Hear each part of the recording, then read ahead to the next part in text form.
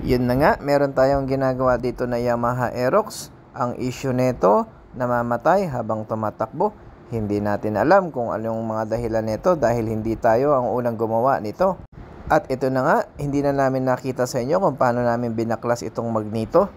Isa rin to sa dahilan kung bakit namamatay yung motor o yung makina ng sasakyan niya. Kung makikita niyo sa picture, puro welding na yung magneto. Nagulat din kami yung sigunyal niya, putol na rin. Napaisip kami kung paano kumakapit yung nut dito. Kaya nga, napapangamot ka talaga dito sa singit.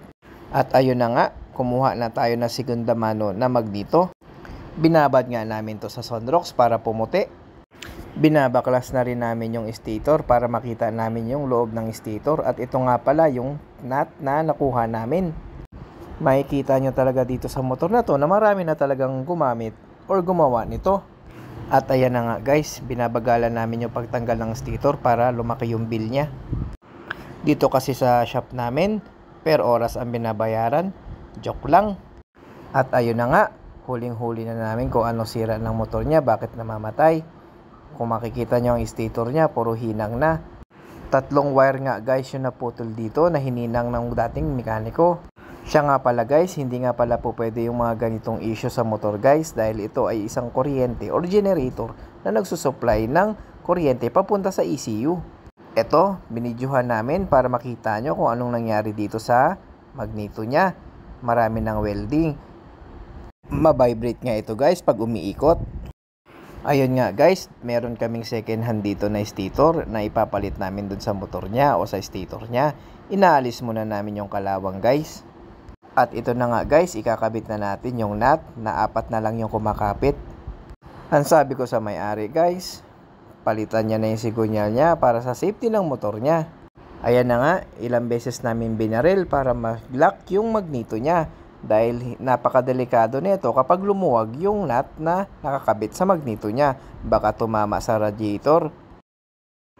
Ayan na nga, sinubukan na namin paandarin. Ayan, umaandar na siya guys. Ginamit na rin namin dito yung mahiwagang monitor namin para makita namin kung meron pang mga kailangan i-adjust sa mga parameters. Inaayos namin yung idle niya dahil taas-baba ito.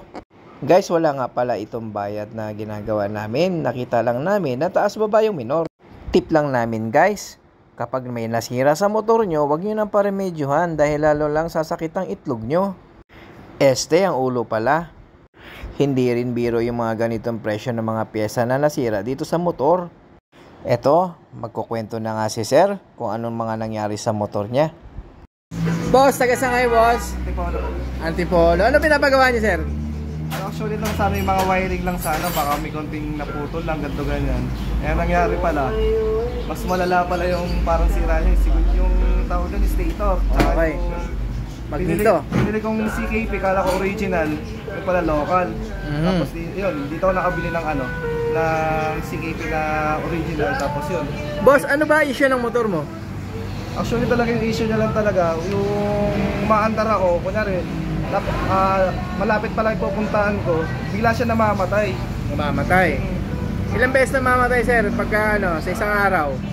Siguro mababa na yung 7, ganyan, 5. 7 beses namamatay yung motor mo. Namamatay. Ngayon sir, ilang beses ka na nagpagawa ng motor? Ay, daming beses na, laki na rin nagastos ko. Magkano? Sige sir, share mo lang kung magkano yung nagastos mo. Siguro mga nasa 18,000 na. Parang bumili na rin ako ng second hand motor na Hindi naman bagsakan na 18,000 yun. Unti-unti. Iba-ibang mekaniko. Ano yung pinakamalaking mekaniko na nabayaran mo sir? 5,200. 5.2. Nagawa yung motor mo sa 5.2 sir? Hindi rin. Hindi. Yan. Sige sir. Ano masasabi mo sir sa JB Motors?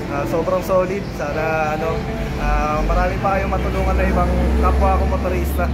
Yun. Thank you sir. God bless.